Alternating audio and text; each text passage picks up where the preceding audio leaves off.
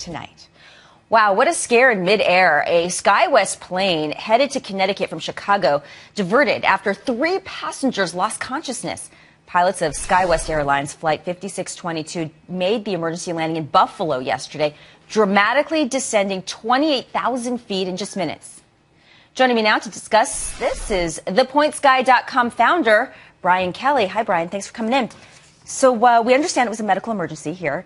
What do you do in that situation if you happen to be a passenger on the plane and you're just fine, but all of a sudden you have that startling move? Yeah, so this was actually a really weird incident in that multiple people were losing consciousness. You know, medical emergencies happen all the time. Planes always have to land. But in this situation, the nurse who actually went to help the unconscious passenger actually started to lose consciousness herself. So it started to spread throughout the plane. So I think in these situations, just tell the flight attendant, stay buckled in. And really what should have happened here is the oxygen mask dropped down, which they didn't. So you're saying this is a fluke, basically. Was it because of an error with the plane and the way it's piloted, or were these people just sick on their own? You know, I think, the details are still emerging, and the airline has not accepted responsibility, but it certainly sounds like a mechanical situation where multiple people were losing, and the oxygen mask should have dropped down in that situation. Luckily, the pilots, took corrective measures and got the plane down to a, level where people could breathe, but it could have been a lot worse. The lesson in this is keep your belts on, your seatbelt on at all times, right? Exactly, yeah, especially when there's stuff going on in the cabin. You got to let the medical professionals get to people who are in need, but yeah, always stay buckled in.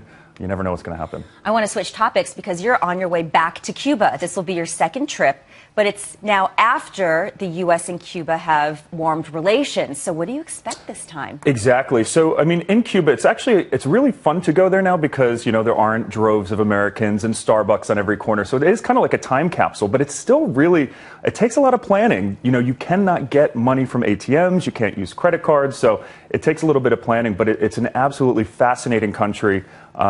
And I only expect it to get more and more easy to go there. How are you getting there? So I'm actually going on one of the charter flights. There's now flights from New York nonstop to Havana, a bunch of flights from Miami and other cities. And now, in the past, you used to have to apply for a license to go. Now, you can self-identify in 12 different categories. So I'm going as a journalist. You can go for church reasons, to see art. There's a lot. It's a very broad category. Pretty much anyone can go, although you're technically not allowed to go for tourist reasons, but if you have one of the other reasons, like a family visit. How much will the flight set you back? So flights are not cheap, especially, from Miami, it's a half-an-hour flight, but they're about $600 on the charters. From New York, you're looking at about $1,000.